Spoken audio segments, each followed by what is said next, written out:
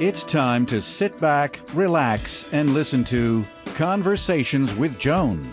Conversations with Joan will inspire, motivate, and empower you. Live your best life now. Listen, learn, think, and decide. And now, here's your host, Joan Herman.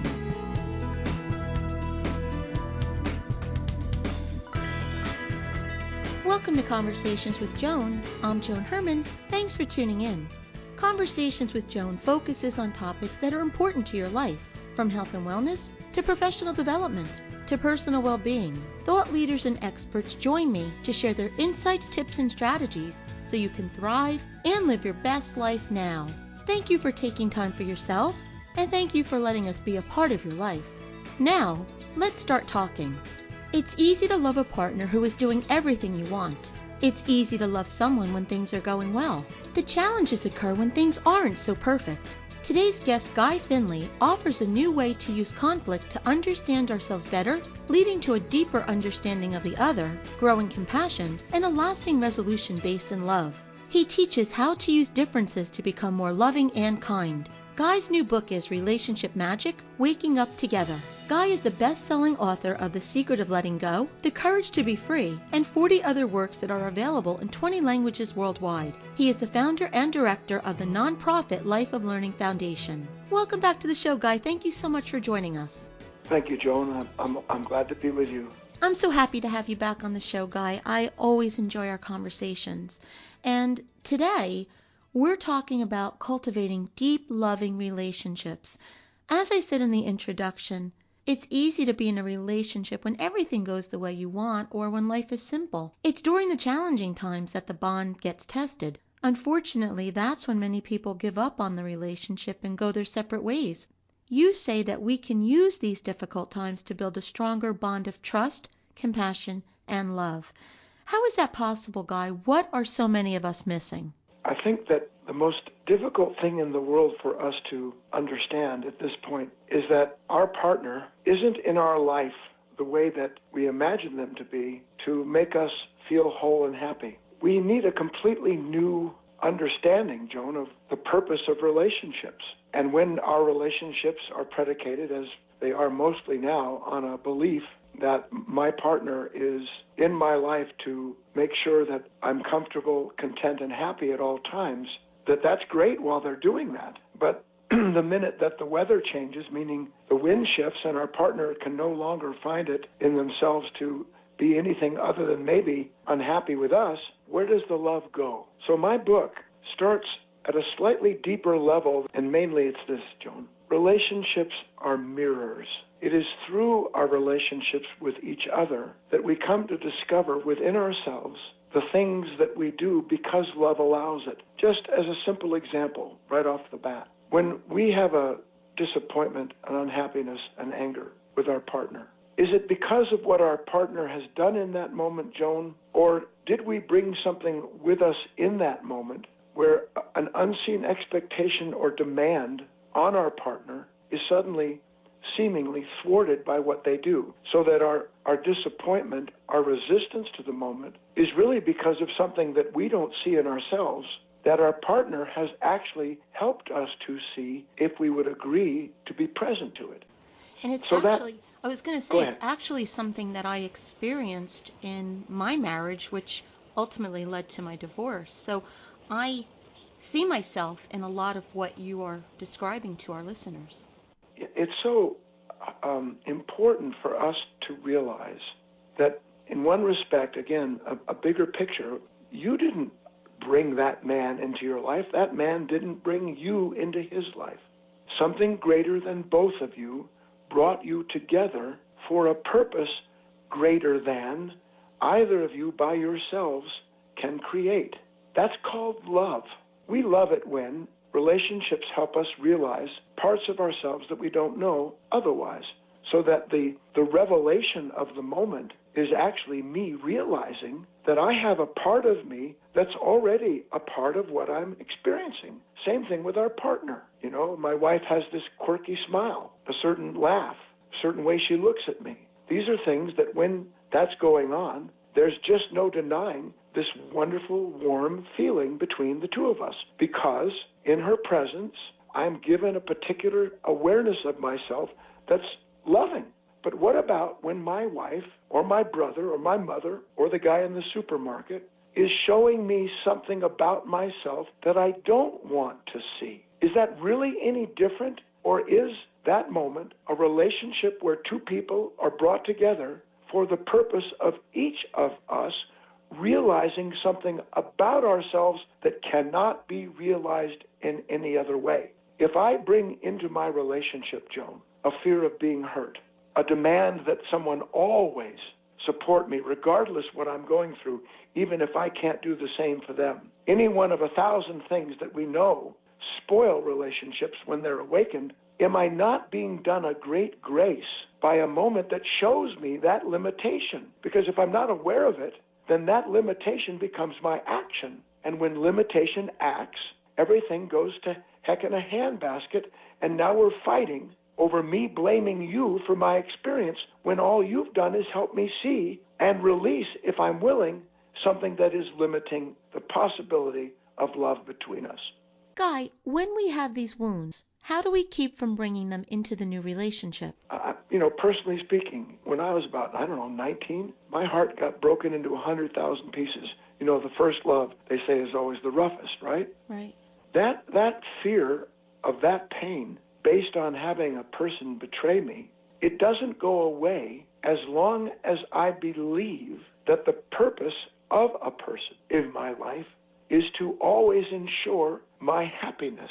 So that the minute that I have a dependency, Joan, of any kind, with that dependency comes the fear of, for instance, being betrayed. So I can't leave that behind, but I can see that it is a limitation. I'm not aware of that limitation until my partner does something that stirs that fear.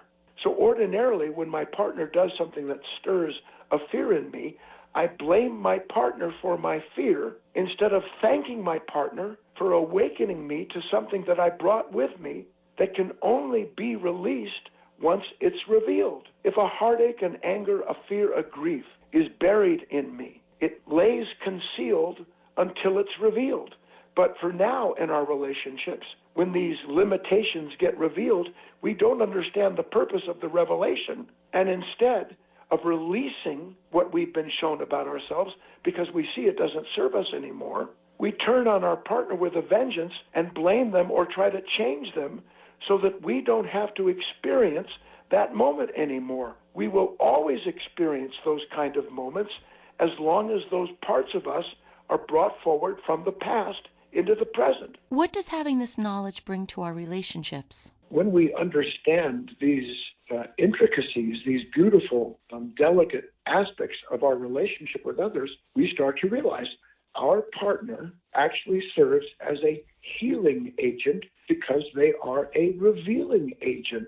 I don't know that I have this super sensitivity to anybody who looks at me in a certain way until someone looks at me in a certain way. It's not their fault they're looking at me in a certain way. The problem lies between us. That's another very important point. As long as something remains concealed in our heart, in our mind, it will always act as a stumbling block anytime someone or something stirs it up. So what we're addressing here is this idea that we can add a new dimension to our relationships that doesn't just keep them fresh and alive, but that actually helps us to help our partners as well, because the reverse holds true. Sometimes our partner will look at us and we will have said something and we don't know why they're reacting that way. Have you ever been with somebody, Joan, said something and you get an out of proportion reaction from them? Often, yes. That man, that woman has brought with them, just as we have, these residue from the past. And when that residue, when that fear, that worry gets stirred, the person, as we do, reacts from it. Not understanding they've been given an opportunity to see themselves.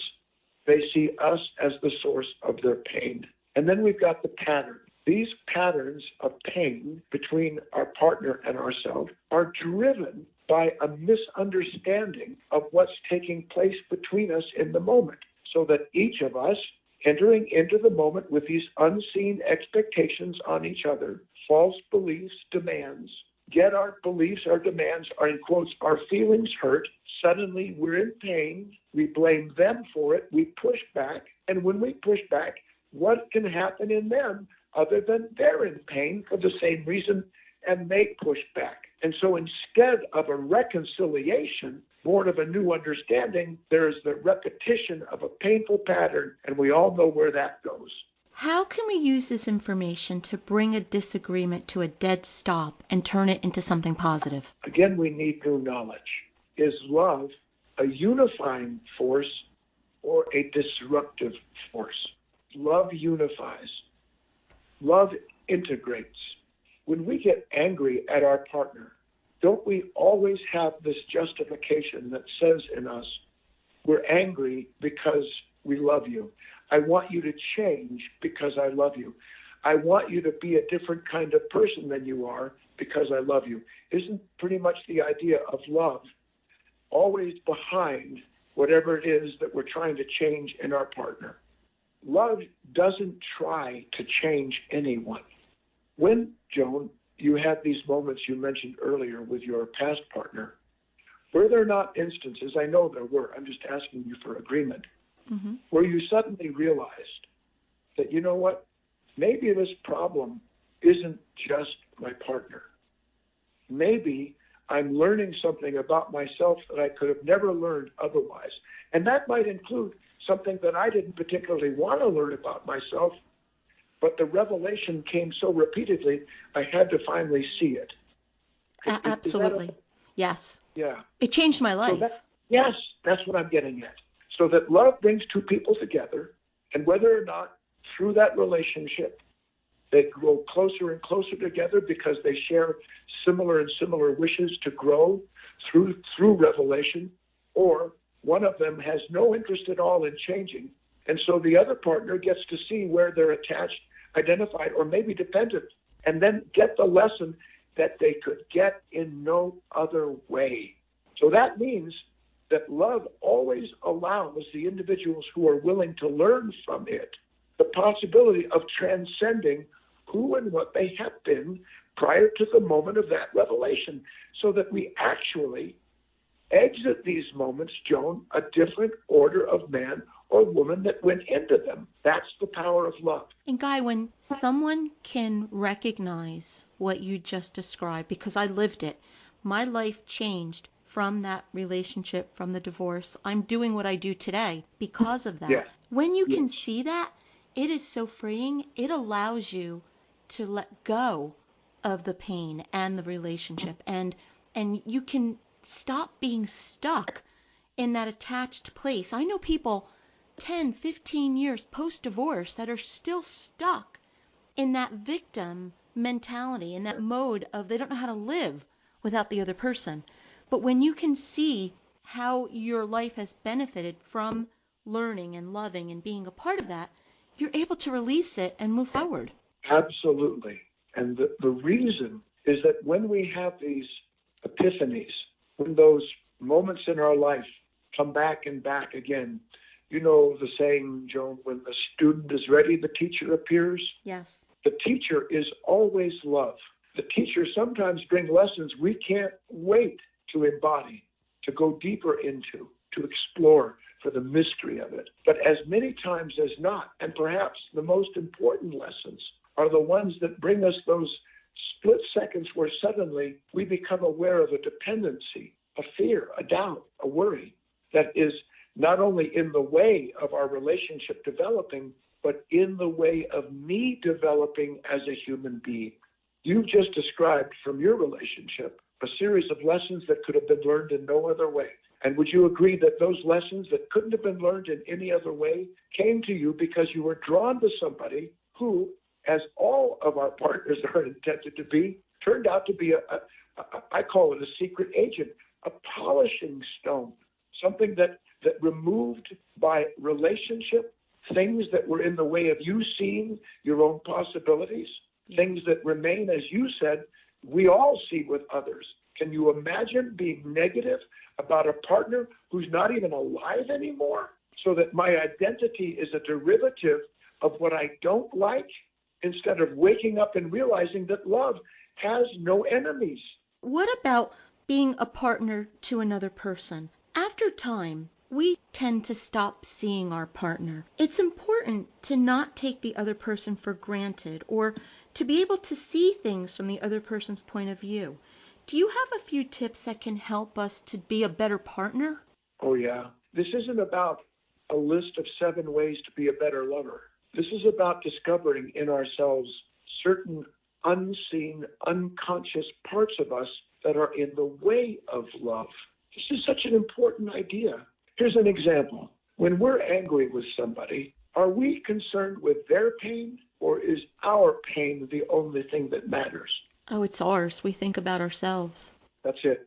So that when I'm angry or upset with someone I love, I have no awareness whatsoever that they are in as much pain as I am in the moment, because all I can do is blame them for my pain. So that when I'm negative, Joan, I am blind. And when I am blind, I cannot see what love wants me to see, which is, this isn't just about my pain, and it's not just about yours. This pain is our pain. You have caused me to see what was hidden in me. I have helped you see what you don't see is in you. In that moment, there is a disturbance brought about by an awareness of something in us that does not want to be known. We can understand so thoroughly this idea that my partner is suffering in the same moment I am, that I am willing to do something never done before, and that is to bear my own pain before I blame you for it. Because if I can't do that, I'm going to push. And if I push, you're going to push. And when you have 2 people pushing against each other to get rid of the pain, we're not getting rid of it. It's being exacerbated, expanded in such a way that no one knows what's going on until we've had harsh, cruel words, or worse, threaten each other to go our separate ways because you won't be what I want you to be. We're talking about romantic relationships, but these strategies, this conversation, it applies to any interpersonal relationship. Oh, yes. And I'm glad you brought it up. What do you think, Joan, is the reason why the world today itself, not just you and I as individuals with strained relationships as they may be, the guy cuts us off on the freeway, someone says something offhanded at the office, and we seethe over it. The real reason for all of this turmoil in the world, these relationships that are so much on the rocks, we don't understand our own pain, Joan. We just don't understand it. And the reason we don't understand it isn't because we aren't handed opportunities moment after moment to see these concealed parts of ourselves. Rather, we are given moment to moment an opportunity to realize this if we would simply stop blaming our partner for our pain. And our partner could be the gas station attendant, our partner could be the waiter or the waitress, our partner can be the person calling us on the robocall. Everyone in life is our partner because everyone is bringing us a revelation about ourselves. Guy, you've been doing this work for some time. If you could sum up what you've learned about people and their relationships, what would it be? I think the world would be such a better place if all of us understood that every last one we know is doing the best they know to do. But that doesn't necessarily mean it is the best they can do.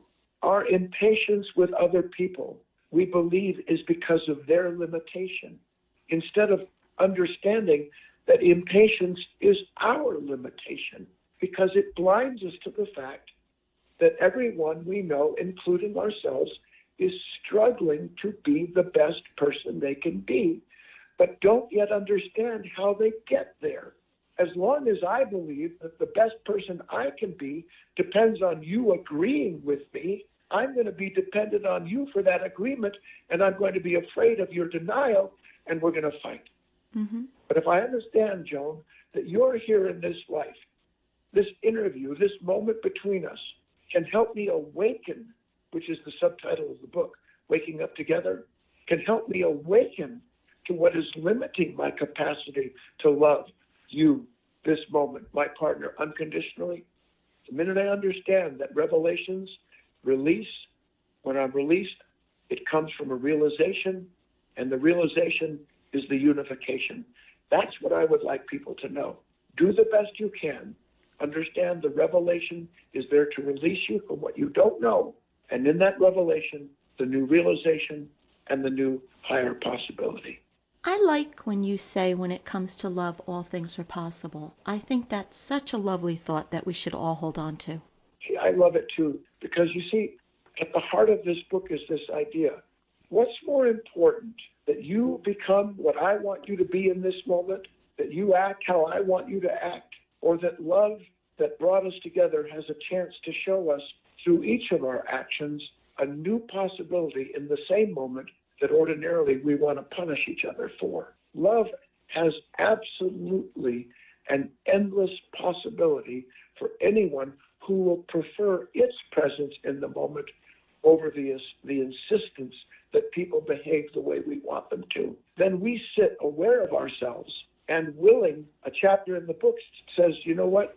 This one's on me. I'm not going to punish you for the pain that you just brought up in me. Instead, I'm going to become aware of this impatience and die to it for the sake of love. I'm not going to push you to be what I want you to be. I'm going to become aware of what I am in this moment so that I can be different. And by God, if I can be different in this moment, it will give you the space you need to be different. And then we're really on to something, Joe. The book is Relationship Magic, Waking Up Together by Guy Finley. If you would like to learn more about Guy and his work, you can visit guyfinley.org. Guy, in about 30 seconds or less, what would you like to leave our listeners with? Mostly this one idea. As Joan said, with love, all things are possible. I know that we have cynicism, that we have defeat, despair, that love may have beat us up. But I promise you, it can be different if you understand something new about love. Guy, thank you so much for being here with us. Loving another person is a wonderful gift, and it adds so much to life. So thank you for spending time with us and for sharing with us. Happy to be with you. Thank you, Joan. This is Conversations with Joan. We'll be right back.